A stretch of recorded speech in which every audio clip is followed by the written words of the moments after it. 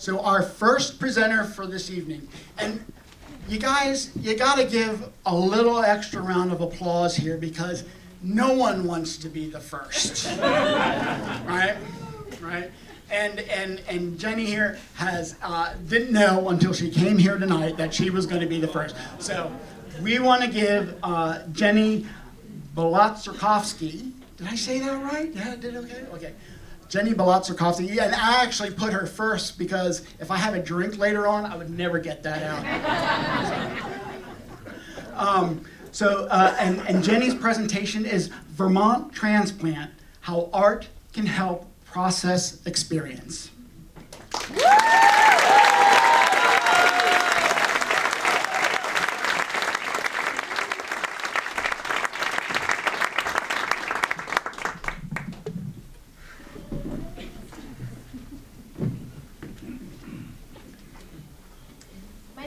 Evgenia Vadzimovna Belotserkovskaya, but I go by Jenni Belotserkovsky or Jenny B.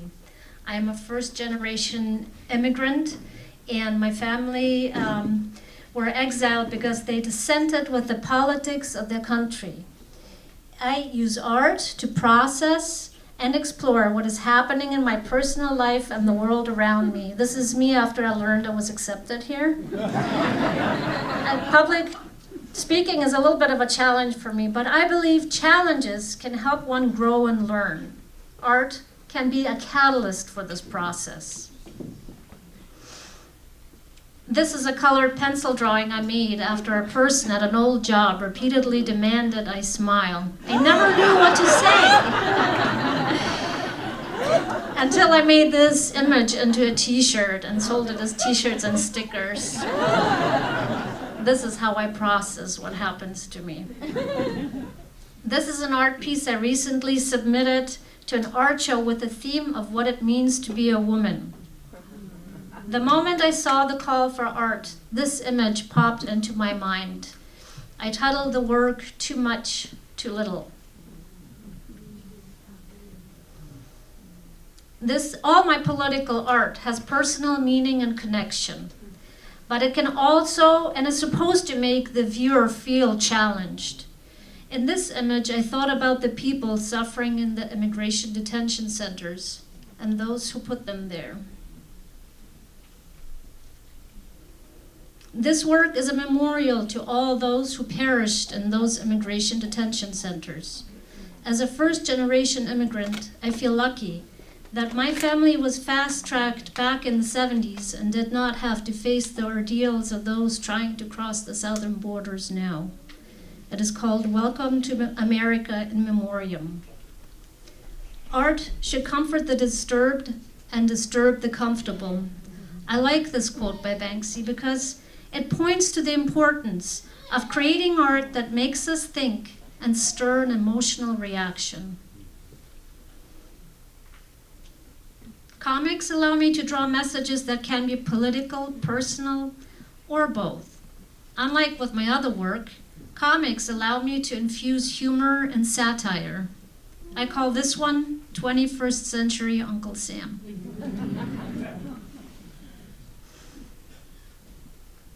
My biographical comics are being currently published in a Montpelier newspaper. I find it very important to keep a sense of humor despite of what is going on in the world. I believe that the ability to make fun of oneself is equally, if not more, important. This one says, gracefully aging my ass. Some of my comics include my family life. This is one of them that has been published, and it says, the naked mole rat lives all of its life underground. It's nearly blind and cannot thermoregulate, making it essentially cold-blooded, and that's my family after we arrive at the Florida airport. Here's one about my experience living in Vermont. When I freshly moved to Vermont, I noticed that the person walking with me had snot dripping from her nose. I was wondering if I should say something, but now that my body is acclimatized to this weather here, my nose will also drip through. The idea in my personal comics is to take something mundane and make it humorous. I feel that in a world as tumultuous as ours, we need the mundane and silly to stay grounded. Finding the beauty and fun in that small little thing can bring a moment of sunshine. This painting made the cover of an art magazine in Indiana. Some of my paintings focus on the often unnoticed snapshots of beauty. I have always been fascinated by movement on water. There's something very soothing about the play of light on a water surface. This painting was inspired by frogs' eggs underwater. One of my brothers is 9 years older than I am, and family lore has it, the first time he saw me when I was born, he exclaimed that I looked like a frog. There's so much going on in our world that it can sometimes feel a little overwhelming. I often tell myself to stop and find something to bring my attention to, a pretty pebble, a reflection of sunlight on water. It's not going to solve the world's problems, but it can help me to appreciate the moment right now. If COVID taught me one thing, it was not to delay the things that I've always wanted to do. My husband and I picked up needle felting during the lockdown, and soon after I was working on commissioned felted projects. This is one of them. Yes, someone commissioned me to felt an otter and a cucumber.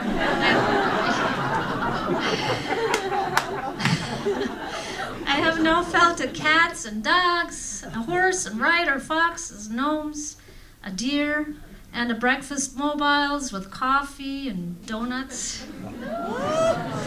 Here's something I thought I would never say. Honey, my boobs won first prize in an art show in Texas. It's true. The show's theme was the censorship of women's breasts relating to nursing in public. It's called Censored. My husband and I had talked for a long time about creating an art piece together. This is our first bigger collaboration, and it got into an art show just 2 weeks after we finished it. It's based on a painting I made a year ago. We call it Home. Here's a portrait I made of my puppy. I was told that people feel better when they're looking at puppies and kittens. I believe that art can also help us feel better. And art can also help us learn, grow, and process.